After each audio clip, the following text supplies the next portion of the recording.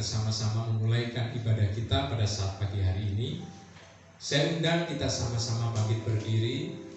Kita angkat sebuah pujian yang mengatakan, kami memuji kebesaran-Mu, ajaib Tuhan, ajaib Tuhan.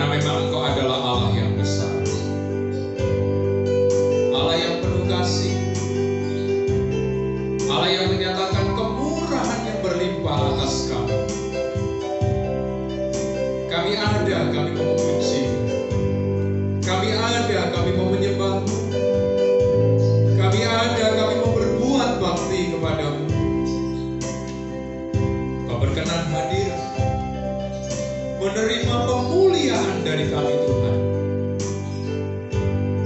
Dan Kau juga melalui hamba-Mu, Kau akan menyampaikan suara hati-Mu kepada kami semua. Terima kasih Tuhan. Kami berdoa untuk jemaat-Mu yang masih dalam perjalanan. Sertai, lindungi dan tibakan dengan selamat. Bersama-sama dengan kami berbuat bakti memuliakan nama. Kami buka ibadah pagi hari ini di dalam nama Tuhan Yesus Kristus. Haleluya. Amin. Silakan duduk. Pemimpin puji-pujian hari ini adalah Saudari Yesi dan saya persilakan.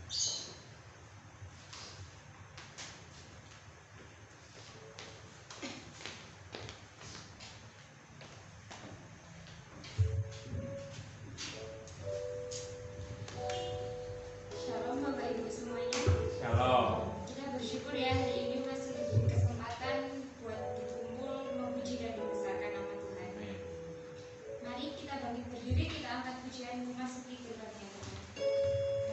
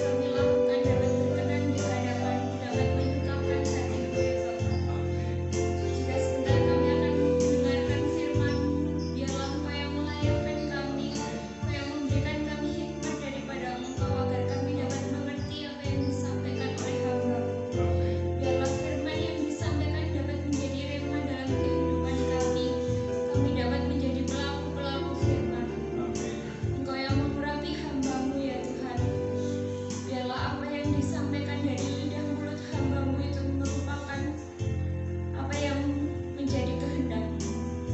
Kau yang melindungi dari awal, pertengahan hingga akhirnya nanti. Terima kasih Tuhan, dalam nama Yesus kami boleh berdoa dan mengucap syukur. Haleluya. Amin.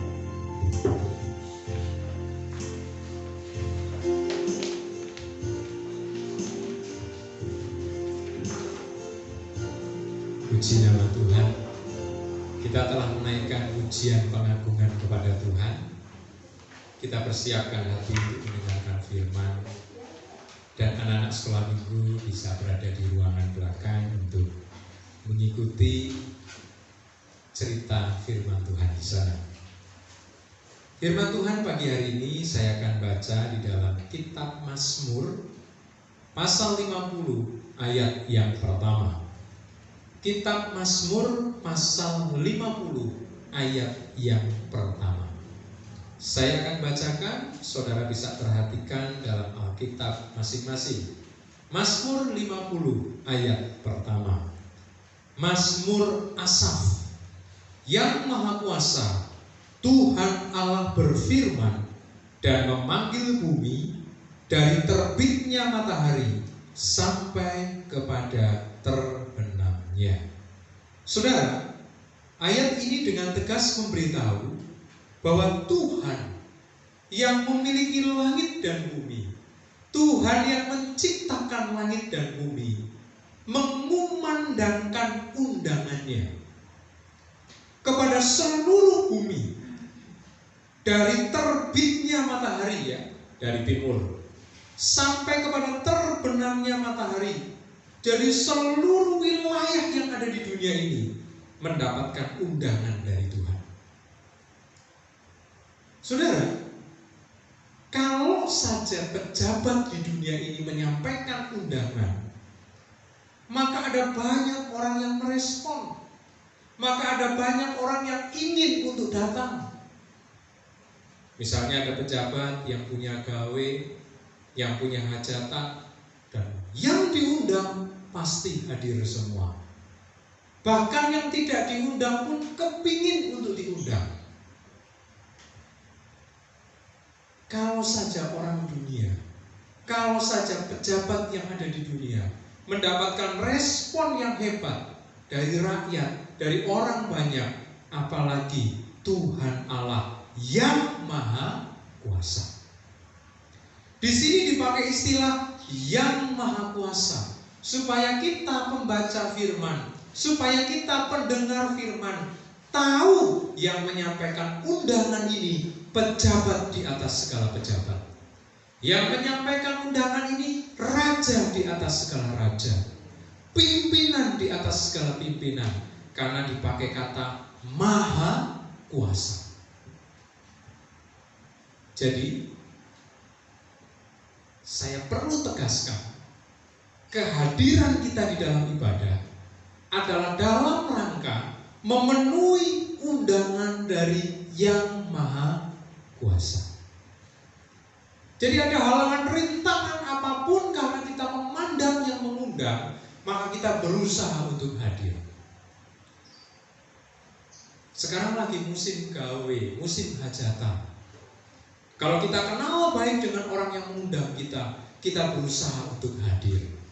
Meskipun jarak itu jauh, meskipun hujan, meskipun daerah itu potensi ada bahaya, longsor mungkin, banjir mungkin, tetapi ketika kita berusaha untuk menjangkau tempat itu, membuktikan bahwa kita merespon undangan dari sahabat kita, merespon undangan dari kenalan kita. Jadi ketika saudara hadir dalam ibadah, saudara dan saya ada di ruangan ini untuk menaikkan pujian kemuliaan, sesungguhnya kita adalah orang-orang yang memenuhi undangan Yang Maha Kuasa. Lebih jauh saya akan baca lagi ayat-ayat yang selanjutnya. Yang Maha Kuasa ini menyampaikan undangan apa? Ayat yang ke-14. Persembahkanlah syukur sebagai korban kepada Allah, dan bayarlah nasarmu kepada Yang Maha Tinggi. Ayat 15. Berserulah kepadaku pada waktu kesesakan, Aku akan meluputkan engkau dan engkau akan memuliakan aku. Jadi saudara, sedikitnya ada 3 kegiatan dalam undangan yang maha kuasa itu. Kita diundang untuk hadir dari seluruh manusia yang ada di penjuru bumi, menerima undangan Tuhan. Dan ketika semua berbondong-bondong hadir, ternyata tidak hanya berdiam diri saja, tetapi ada kegiatan yang harus dilakukan, yaitu yang pertama, persembahkanlah syukur sebagai korban kepada Allah. Saudara, ketika kita datang dan kita mempersembahkan syukur, maka di dalamnya ada pengakuan bahwa Tuhan itu sudah berbuat baik kepada kita.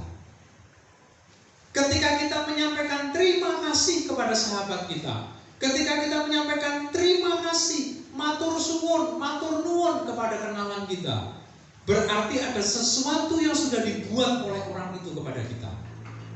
Jadi ketika kita mendapatkan undangan dan kemudian di situ ada kegiatan mempersembahkan syukur, berarti hati kita mengakui bahwa Tuhan sudah berbuat baik kepada kita. Amin.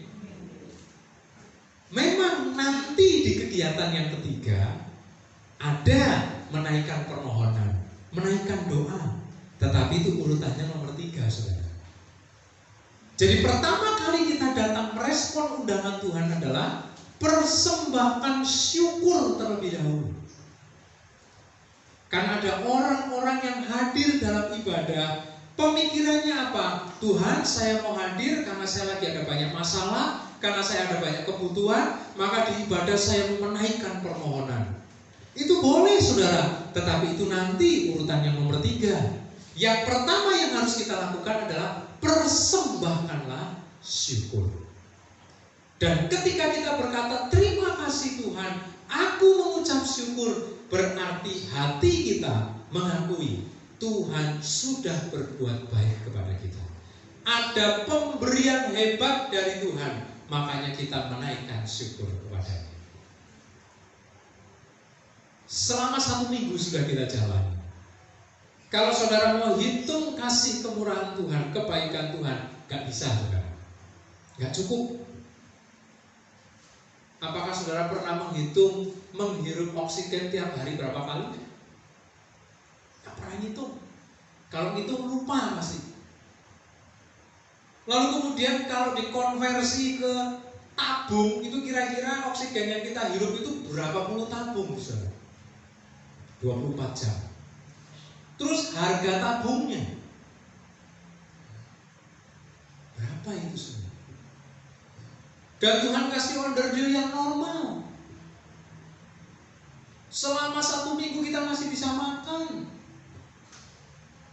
Selama 1 minggu kita dilindungi, dijagai sehingga kita masih ada saat ini. Berarti benar-benar kita sudah terima kebaikan Tuhan yang begitu besar. Oleh karena itu persembahkanlah syukur kepada Tuhan. Saudara, bukan berarti persembahan harta itu tidak boleh. Bukan berarti persembahan harta itu Tuhan tidak suka. Karena di dalam kitab Amsal katakan bahwa muliakan Tuhan dengan hartamu. Tetapi saudara, firman Tuhan katakan di dalam kitab Mazmur, persembahkanlah syukur sebagai korban. Jadi ada korban bakaran, korban binatang di perjanjian lama, korban materi, korban uang. Tetapi ternyata korban syukur itu setara dengan korban-korban yang lainnya. Karena bisa jadi orang-orang yang hanya berpikir mempersembahkan harta, mereka berkata kebaikan Tuhan sudah aku bayar kok. Tuhan sudah baik kepadaku sepanjang minggu. Tuhan sudah kasih rezeki banyak. Aku mau kasih persembahan yang gede, aku mau kasih perpuluhan yang gede. Dan seakan-akan sudah draw, sudah impas. Apalagi orang-orang yang kaya, orang-orang yang mampu, bisa-bisa gak hadir ibadah, saudara. Karena bisnisnya lagi rame, peluang-peluangnya gede. Yang penting sudah tahu nomor rekening kas gereja, tinggal transfer. Orangnya nggak perlu hadir, nggak perlu mempersembahkan syukur. Kolekte saya gedein, perpuluhan saya gedein. Kan saya sudah tahu nomor rekening Bapak Gembala, saya sudah tahu nomor rekening bendahara gereja, tinggal transfer. Saudara, orang-orang Israel di perjanjian lama juga begitu. Mereka orang-orang yang kaya, orang-orang yang mampu, berbuat dosa, habis itu mempersembahkan korban untuk minta pengampunan, habis itu berbuat dosa lagi. Makanya Tuhan berkata kepada korban persembahan binatang, aku tidak berkenan. Aku lebih suka umat yang dengar-dengaran. Karena kalau hanya fokusnya kepada persembahan materi, itu yang terjadi. Tetapi mari kita juga mau taruh perhatian kepada yang namanya persembahan syukur. Persembahan yang keluar dari mulut kita, yang berasal dari hati kita. Dan ketika kita berkata, terima kasih Tuhan, karena saya mengakui Engkau sudah berbuat baik dalam kehidupan saya. Lalu apalagi kegiatan yang kedua, dan bayarlah nasarmu kepada yang maha tinggi. Pernah saya sampaikan, kalau jemaat Tuhan tidak berani bernasar, itu berarti belum bertumbuh secara rohani. Tetapi kalau bernasar tapi tidak dibayar, mendatangkan hukuman. Lebih baik tidak usah bernasar daripada bernasar tidak bisa membayar. Lebih baik tidak usah bernasar. Tapi kalau seterusnya nggak pernah bernasar, berarti rohaninya tidak mau naik kelas. Latihan saudara untuk berjanji kepada Tuhan.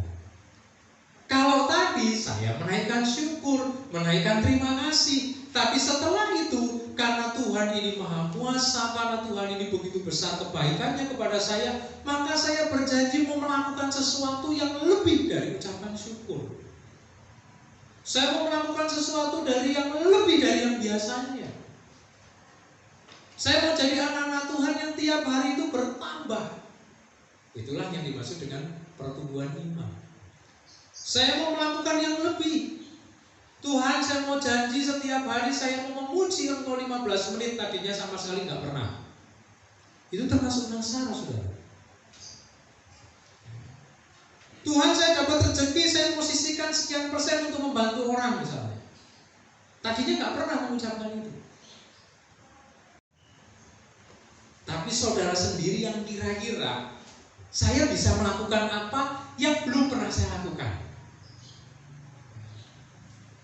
Tapi yang positif-positif, saudara, yang baik-baik tentunya. Nah, inilah yang dimaksud dengan bernasar lalu dibayar. Saya mau melakukan apa ya yang belum pernah saya lakukan yang memuliakan Tuhan? Oh, saya kok nggak pernah puasa. Tuhan, saya mau puasa 1 bulan 1 kali. Saya mau puasa 1 bulan 2 kali. Silakan. Itulah yang dimaksud berjanji kemudian kita membayar.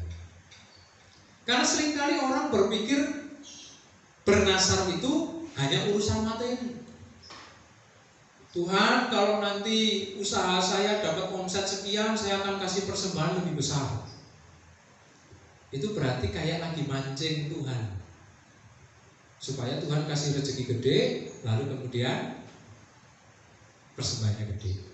Tuhan, kalau tanah saya lakunya tinggi, pokoknya sekian persen saya persembahkan ke gereja. Lah kamu lihat buka harganya nggak umum, ya nggak apa itu, saudara. Kalau laku, itu berarti saudara sedang memancing Tuhan. Tuhan, kalau rumah saya laku dibeli orang, misalnya ada orang yang minta doa kepada saya, Pak, kalau rumah saya laku, pokoknya saya akan tahu pekerjaan Tuhan. Lakukan dulu dukungan pekerjaan Tuhan, baru rumahmu laku. Kalau nanti nunggu rumahmu laku, baru kemudian kamu janji, itu yang salah. Jadi nasar jangan hanya dibatasi urusan-urusan seperti itu. Lebih baik Tuhan, meskipun rumah saya belum laku, saya mau melakukan yang luar biasa yang belum pernah saya lakukan. Saya berdoa rumah laku, tapi kalau rumah pun nggak laku, saya sudah berjanji untuk melakukan yang luar biasa. Wah, itu hebat. Jadi saudara yang terkasih dalam Tuhan, latihlah diri kita untuk berjanji kepada Tuhan, tetapi yang terukur, yang saudara bisa bayar. Dan saudara harus berani bernasar. Harus berani.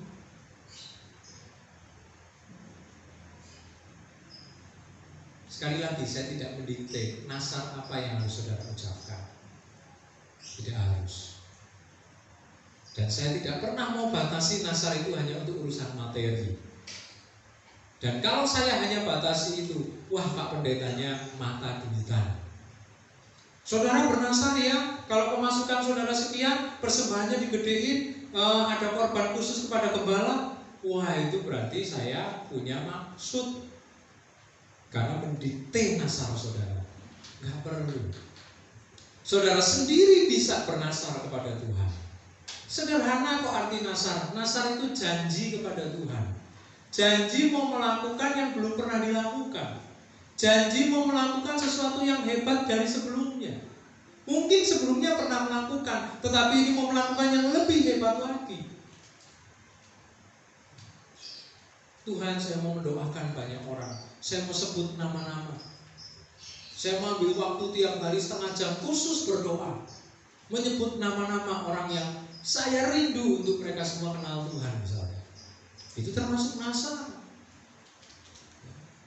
Memang juga termasuk nasar dalam urusan materi. Mari kita melatih. Dan yang ketiga, yang terakhir saudara, kegiatan apa yang kita lakukan dalam memenuhi undangan Tuhan? Maka dikatakan di ayat yang ke-15, berserulah kepadaku pada waktu kesesakan, aku akan meluputkan engkau dan engkau akan memuliakan aku. Jadi ketika kita diundang oleh Yang Maha Kuasa, ternyata kita tidak hanya diminta untuk bersyukur saja, untuk bernasar saja, tetapi kita diberi kesempatan untuk mengajukan permohonan kepada Dia. Sepertinya Tuhan terlalu egois kalau hanya mengundang orang, suruh memuji Dia, disuruh bernasar kepada Dia, disuruh menyembah kepada Dia. Giliran orang-orang yang datang ada kesusahan, lalu orang itu mau naikkan permohonan, lalu Tuhan tutup kuping. Sepertinya Tuhan egois.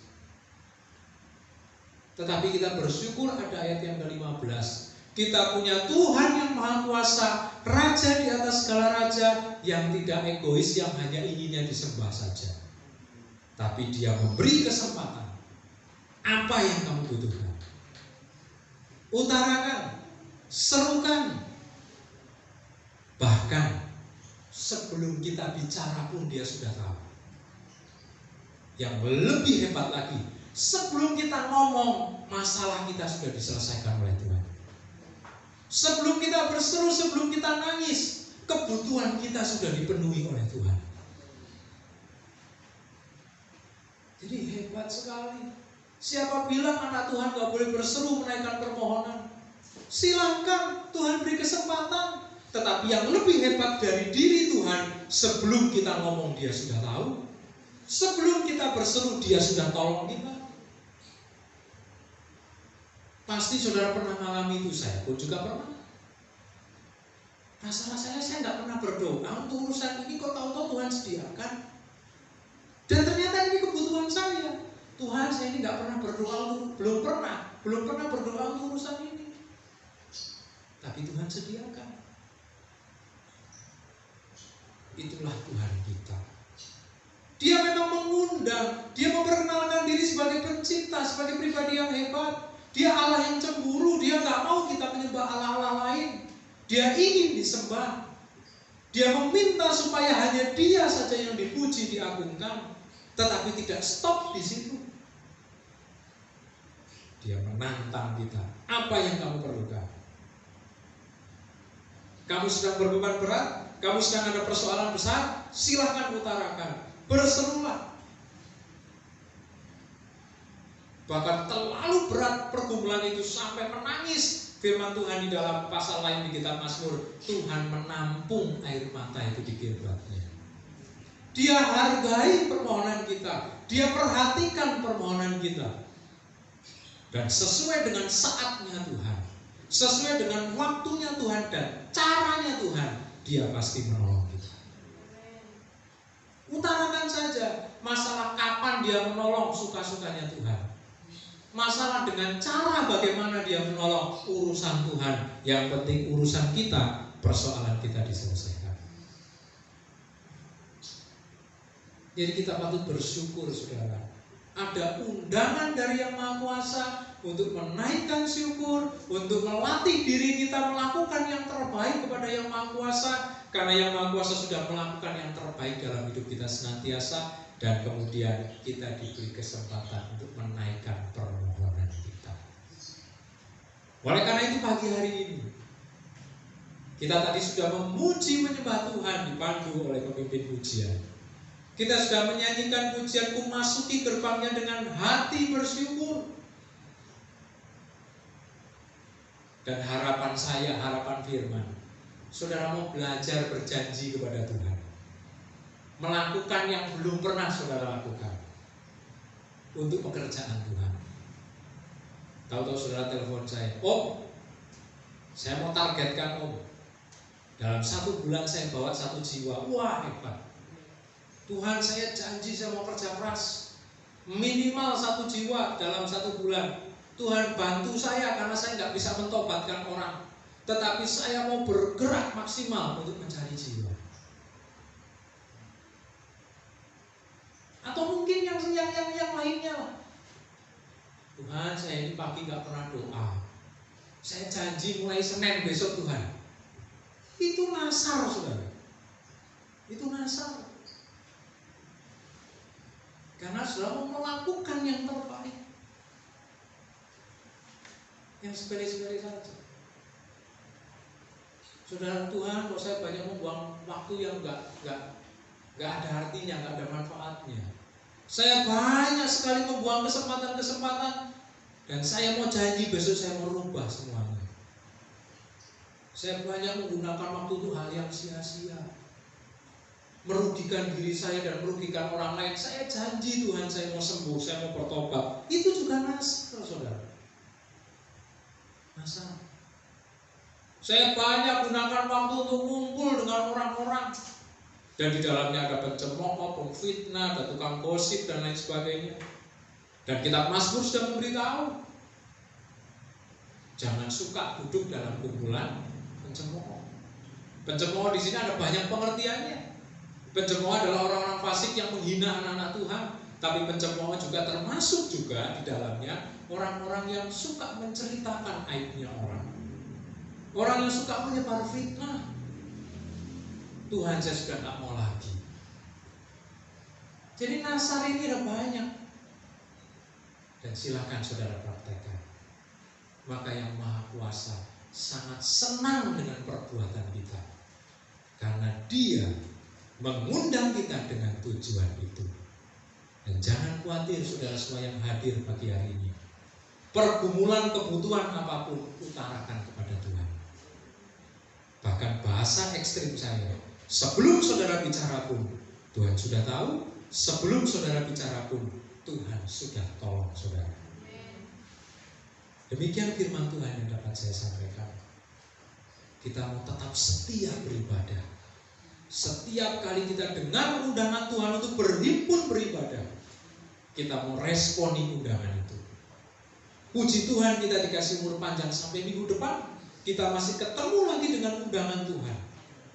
Maka berhimpunlah, datanglah untuk melakukan 3 kegiatan ini. Apakah hanya 3 kegiatan saja, Om? Tidak, ada banyak kegiatan. Tetapi pagi hari ini saya fokuskan hanya di dalam Mazmur pasal 50, ayat 1, ayat 14, dan ayat yang ke-15. Mari kita sama-sama datang kepada Tuhan.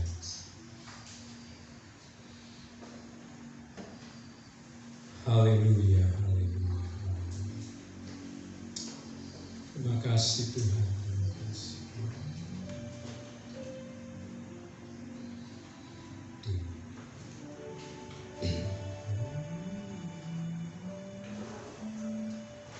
Ku bawa korban syukur ke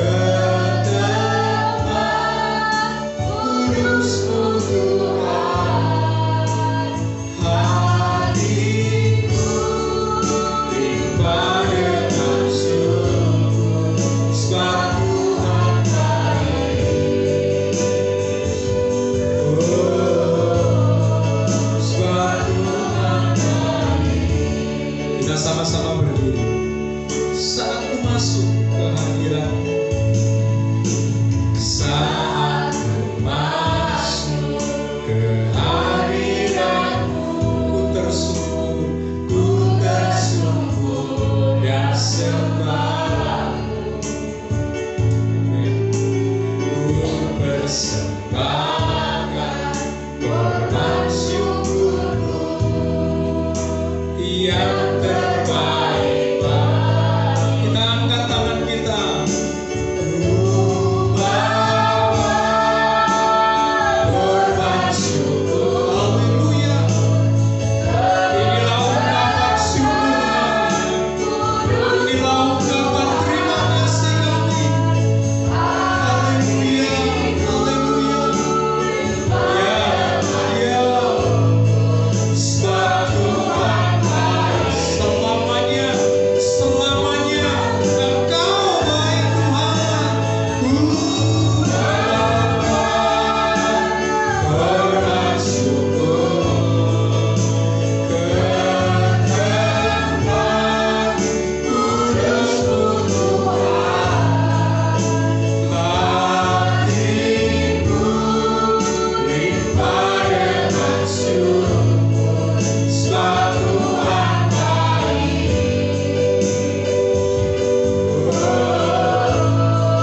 Sebab Tuhan baik.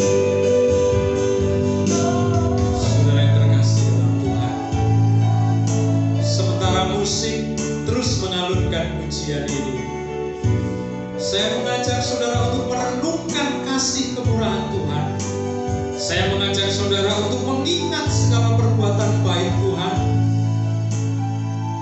Tidak hanya kita mengingat, kita mau renungkan, kita mau akui dari dasar hati kita bahwa perbuatannya luar biasa bagi kita. Dan pagi hari ini saya mengajak saudara untuk melatih diri berkata, terima kasih Tuhan. Terima kasih Tuhan. Kami sangat bersyukur kepadamu. Kau sudah hindarkan kami dari sakit penyakit. Kau sudah hindarkan kami dari mara bahaya. Kau pelihara kami. Kau beri damai sejahtera sukacita. Kau beri kekuatan dan kemenangan. Bahkan Engkau sudah sembuhkan sakit penyakit kami. Terima kasih Tuhan, terima kasih. Kita mengangkat tangan kita kembali kepada Tuhan. Kita nyanyikan refnya saja. Ku bawa korban syukur. Biarlah kita nyanyikan dengan kesungguhan hati, dari dasar hati kita, karena Dia suka dengan ucapan syukur kita kepadanya. Haleluya, haleluya. Engkau baik, Engkau baik. Oh, ku bawa korban syukur ke tempat kudus-Mu Tuhan. Hatiku limpah dengan syukur, sebab Tuhan baik selamanya.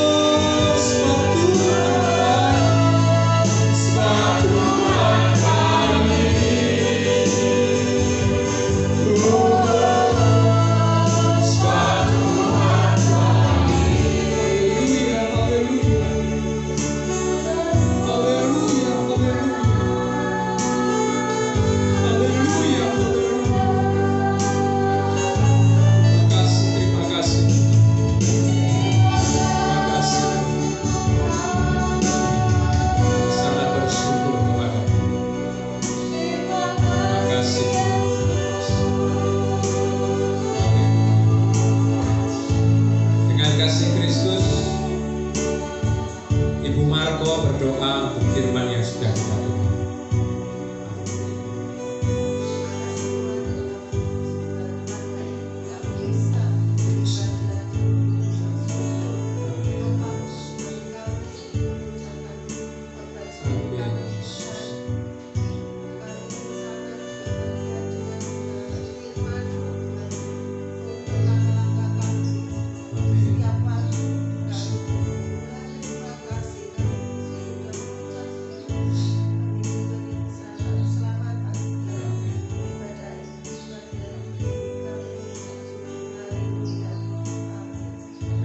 Kita akan memberikan korban persembahan. Kita nyanyikan sebuah pujian kepada Tuhan.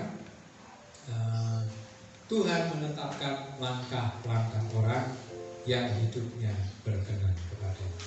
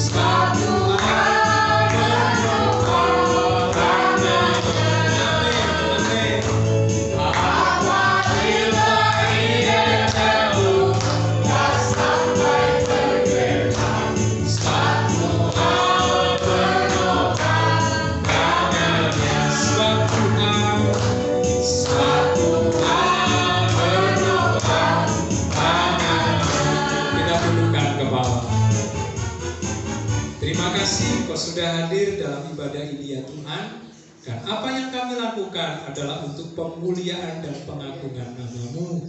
Kami akan pulang, Tuhan menumpangkan tangan atas kami dan memberkati kami semua. Saudara-saudara yang terkasih dalam Tuhan, kita mau bersatu hati berdoa untuk peneguhan dan pemberkatan nikah Saudara Andri Setiawan dan bersama dengan Elika Jesi pada hari Sabtu tanggal 5. Biarlah Tuhan tolong dan Tuhan lancarkan semuanya ini.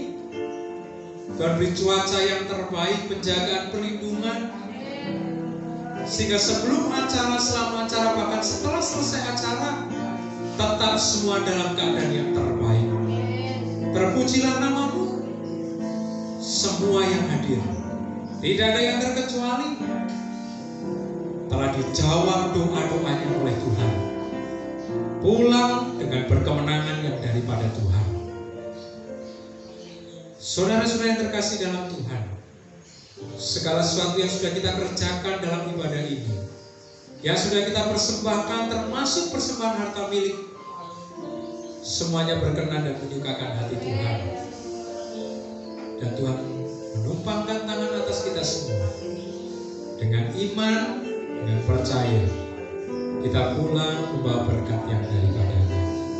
Turunlah dan bawalah berkat rahmat dari Allah Bapa kita, kasih sayang yang tulus dan sempurna dari Tuhan kita Yesus Kristus, kekuatan kemenangannya dikerjakan oleh Roh-Nya yang kudus, menyertai kita semua sampai selama-lamanya.